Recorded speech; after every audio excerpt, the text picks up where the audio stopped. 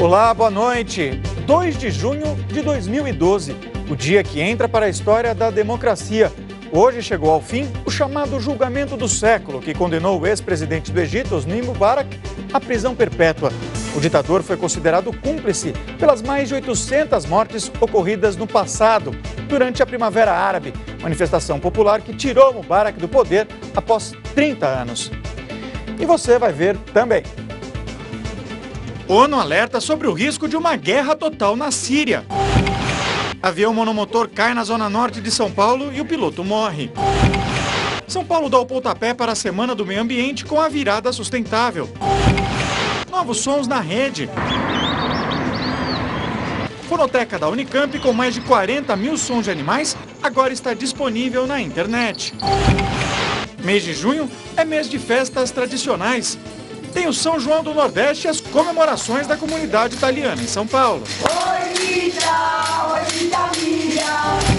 Esporte Brasília é tricampeã nacional. E os gols de sábado da Série B e das eliminatórias.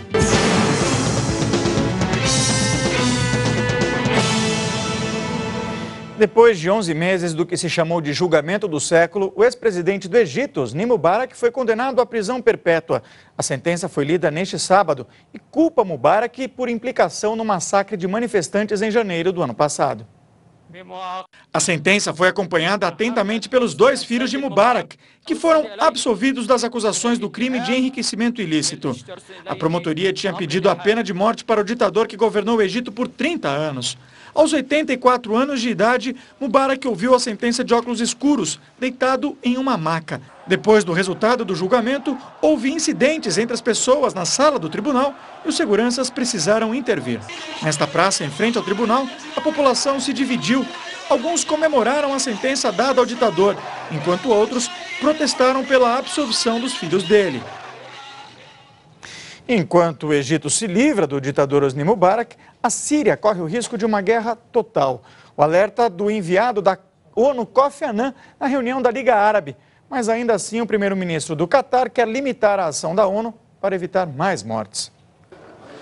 A reunião da Liga Árabe acontece em Doha, capital do Catar. O primeiro-ministro do país, Ahmad bin Jassim, depois de ouvir o pronunciamento de Kofi Annan, apelou ao enviado da ONU para ele definir um calendário para a missão de paz no país. A intenção é conter a violência e evitar uma intervenção militar. Mas as imagens divulgadas numa rede social da internet de autoria desconhecida mostram a situação crítica das ruas da cidade de Homs, na Síria. O vídeo, gravado ontem, mostra mortos e feridos depois do ataque das forças do exército. Sob clima de tensão, uma voz ao fundo relata que é dia 1º de junho de 2012 e que eles são observadores da ONU e membros de grupos de direitos humanos. Milhares de pessoas já morreram desde o início do conflito contra a ditadura do presidente Bashar al-Assad. A ONU conseguiu implantar um plano de paz que tem 291 observadores para fiscalizar. Mas segundo Kofi Annan, o enviado da ONU, o plano não foi aplicado como deveria. Aqui no Brasil, 2 entrevistas de Luiz Antônio Pagô, ex-diretor de obras do Departamento Nacional de Infraestrutura de Transportes, o DINIT, lançaram suspeitas sobre a corrida eleitoral de 2010. Em entrevista à revista Época, Pagô disse ter sido procurado pelo deputado petista José de Filipe, coordenador da campanha da candidatura de Dilma Rousseff. Filipe teria solicitado ao ex-diretor do DINIT que ele marcasse reuniões com empresas detentoras de contratos do governo federal. Pagô afirma ter realizado mais de 40 encontros para obtenção de verba de campanha. Já a revista Isto É, Pagô apontou suas armas para o PSDB paulista. Ele declarou que o governo estadual de São Paulo utilizou aditivos do contrato de construção do Rodoanel para negociar doações de campanha para o então candidato à presidência José Serra e o então candidato a governador Geraldo Alckmin. Tucanos e petistas negaram as acusações. José de Filipe negou os encontros e disse que não precisaria da intermediação de Pagô para se reunir com as empresas doadoras. Já o PSDB afirmou por meio de nota que as campanhas do governador Geraldo Alckmin e de José Serra sempre contaram com doações declaradas à Justiça Eleitoral. O ex-governador José Serra disse se tratar de uma calúnia pré-eleitoral aloprada e que vai tomar as medidas judiciais cabíveis. Pagô deixou o DINIT em 2011, depois de a imprensa revelar um esquema de cobrança de propina dentro do Ministério dos Transportes, ao qual o órgão é vinculado. Um avião monomotor caiu esta manhã em São Paulo. O O piloto, o único ocupante da aeronave, morreu na queda. O avião caiu na região de Parada de Taipas, na zona norte de São Paulo. A aeronave decolou do campo de Marte e caiu por volta das 10h45. De acordo com o Corpo de Bombeiros, o piloto da aeronave morreu na queda. Segundo a corporação, ele era o único ocupante da aeronave.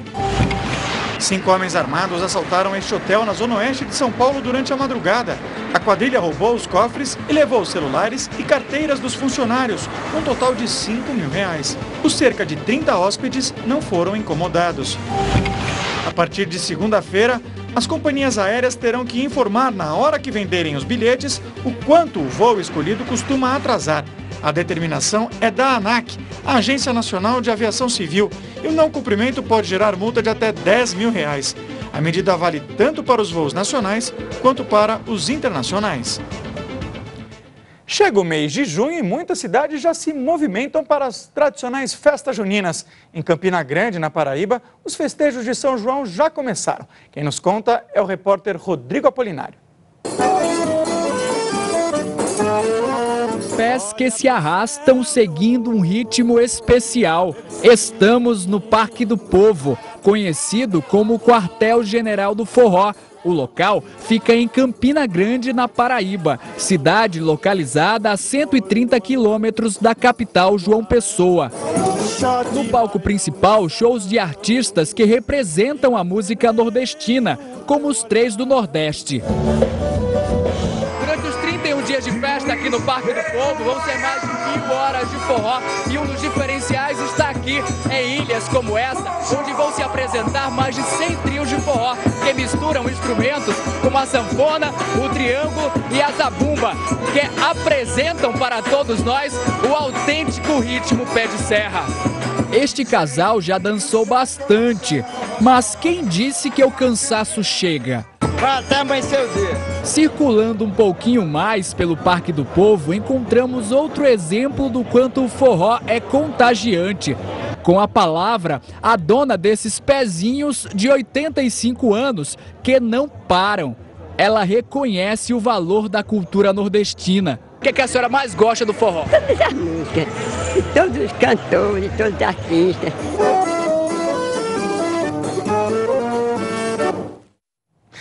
E não são só as festas de São João que marcam o mês de junho, não. Na cidade de São Paulo, por exemplo, as mamas devotas de São Vito se dedicam a preparar as delícias italianas para quem vai ao bairro do Brás. E tem ainda a Festa do Divino, uma tradição de 300 anos lá no litoral paulista. Todo mundo aqui é parente. A dona Lilian é a avó do Adalberto, que é sobrinho da Yara, que é mãe do pequeno Leonardo. Todos vestidos para a festa. Para a Festa do Divino, uma tradição que há 300 anos é realizada em Itanhaém, litoral sul de São Paulo. A Festa do Divino celebra um episódio da história de Portugal do século XIII. Para reviver os rituais e costumes, a procissão é caracterizada pela figura do imperador e da imperatriz, que representam os soberanos de Portugal, e por esse pequeno capitão, que ergue o mastro para iniciar a festa. Todos os anos, a Festa do Divino acontece graças a essas famílias que mantêm viva a tradição. Mas não é só aqui no litoral de São Paulo que os costumes de uma festa passam de geração para geração. Estamos no Brás, bairro paulistano, endereço da festa de São Vito, famosa pelos pratos italianos. Uma festança preparada pelas mamas, que garantem a continuidade nas próximas edições, passando o segredinho dessa culinária para as próximas gerações. Quem ensinou a senhora a fazer esses biscoitos? Quem ensinou foi a minha mãe, e quem ensinou a minha mãe foi a minha avó. E tem algum segredinho aí da culinária italiana do sul da Itália que ela já passou para você? Ah, tem, né? Dá para contar um pra gente? Ah, não dá, né? Segredo. Veja daqui a pouco, São Paulo entra na Semana do Meio Ambiente com a virada sustentável. E ainda, um acervo com mais de 40.000 sons de várias espécies da nossa fauna. Tudo catalogado e disponível na internet. É a Fonoteca da Unicamp, uma das 5 mais importantes do mundo.